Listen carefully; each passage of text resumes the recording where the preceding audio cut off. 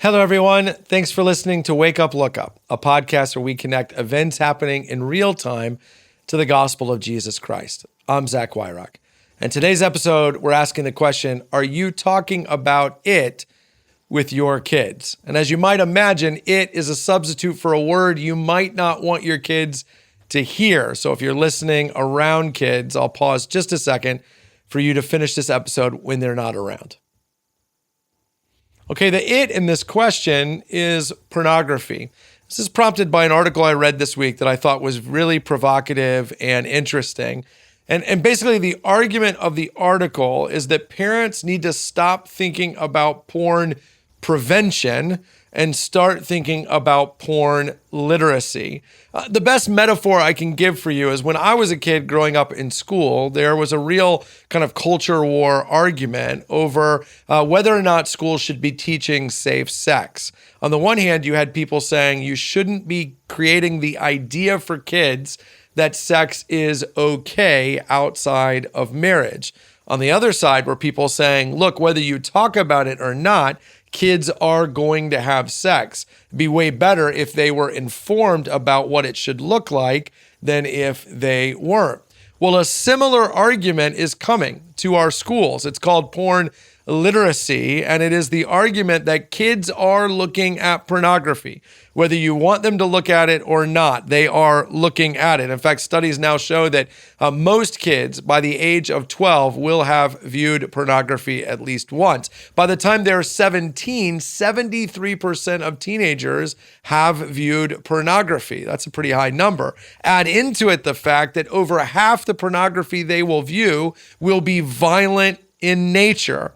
Studies are also showing that the viewing of pornography, particularly violent pornography, leads to earlier sex among kids and heavier and more aggressive forms of sex among teenagers. So the problem, at least as one side puts it, is that kids are looking at pornography and they are not equipped to figure out what's real and what is not real. Because when kids watch a movie about superheroes, they inherently know this is not real. That's because they know they would have seen by now flying people in the sky or people with super strength or shape-shifting abilities or what have you. But the thing is, kids know that sex is real. It is something that really happens. What they can't distinguish is between the pornographic images or videos they see and what actual sex looks like. And so what they end up thinking is that what is fake is real and what is harmful is actually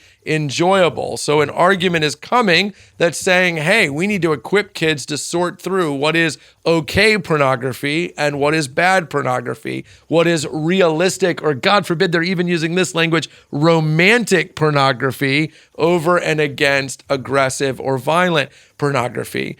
Look, as you might guess, I'm not a fan of porn literacy. It gives up way too much ground. It's argument that kids are going to look at porn anyway, so we should equip them to sort good porn from bad porn, gives up a point I don't want to give up. There is no good pornography. Pornography is a disease on humanity. It corrupts the mind of the people participating in the videos. It corrupts the society that looks the other way or even legitimizes, and it corrupts the mind and heart of the viewer. Parents should still be doing everything they can to keep their children from viewing pornography. Internet-friendly devices should only be in public spaces. Filters should be on every device that both parents and children use. Take every chance you can to practice porn prevention. Now, having said that, here's what I know as a parent of 5. Kids break rules. It doesn't mean you don't have rules, but kids will break them. So you also need to be having conversations about pornography. One of the tricky things of parenting is that you have to discipline your kids when they step outside the boundaries you establish for them. To not do so really does away with the boundaries. It normalizes behavior you don't want to normalize. But you have to be careful that in your punishment for stepping outside the boundaries, you don't make it so that you can't have conversations with your kids about what they saw or experienced outside of those boundaries. If you find that your child has looked at pornography, for example, and you ground them for a month, you have reinforced that their behavior is bad. But if you don't sit down and talk with them about what they saw, then those images live unquestioned in their minds and in their hearts. They still have an unreasonable and unhealthy understanding of sex. So even if you're going to discipline them in that way, you need to sit down with them and ask them, what did you see? What did you understand? Describe for me what you saw so that I can help you think through what is healthy and right and best. The truth is, as parents, we have to build safe boundaries around our kids while simultaneously seeking to be the place they go when they have questions about sex, because those questions will either be left up to the imagination or, God forbid, answered by sources out there that you don't want informing your kids. So I don't have to choose between saying no to porn or helping them pick the best kinds of porn.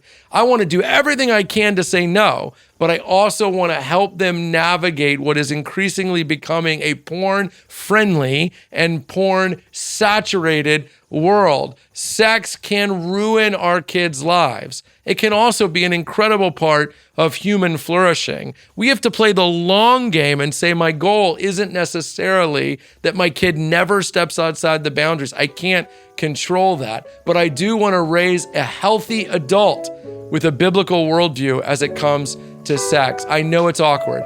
Have the conversation anyways.